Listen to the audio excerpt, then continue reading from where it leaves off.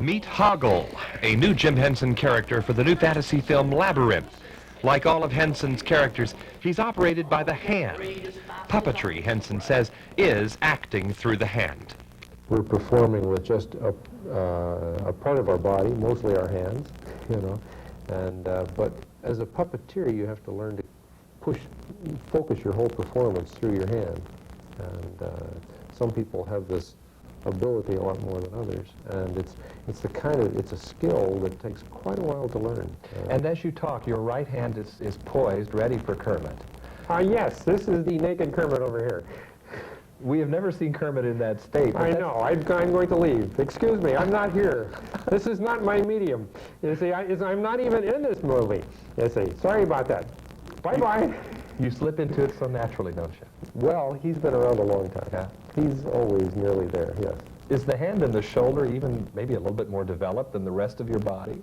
Well, yes. And if I ever have a coat tailored, they tell me that I have one shoulder that's slightly higher than the other, and that's from doing this for a great many years. When people try to compare you to Walt Disney, do you resist that comparison, and why? Yes, I do. Because I think Disney was a very unique individual, and I love what he did. I'm a major admirer of his work. The big fantasy films, animated films that he did over the years were certainly an influence on me.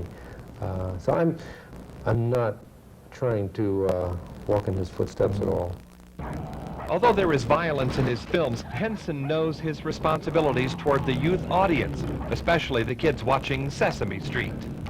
Well, I think when you're working with the age audience of Sesame Street, which is basically preschoolers, anywhere from 3 to 5, 6, 7, and we've been doing that for nearly 18, 19 years now, you develop a sense of responsibility for your audience, and I think we're aware of the influence and what that responsibility means, and so from my standpoint as a person who just works in television, I feel that we have to really be careful what we do. Well, when we last saw Miss Piggy and Kermit, they were at the altar. What's going to happen? Kermit and I don't think that he's married, you see. Piggy and Frank, I think, feel differently, but, as far as Kermit is concerned, he made a movie, and he was an actor in that movie, and he played the part of someone who married Miss Piggy. This is Kermit the Frog saying goodbye from Dallas.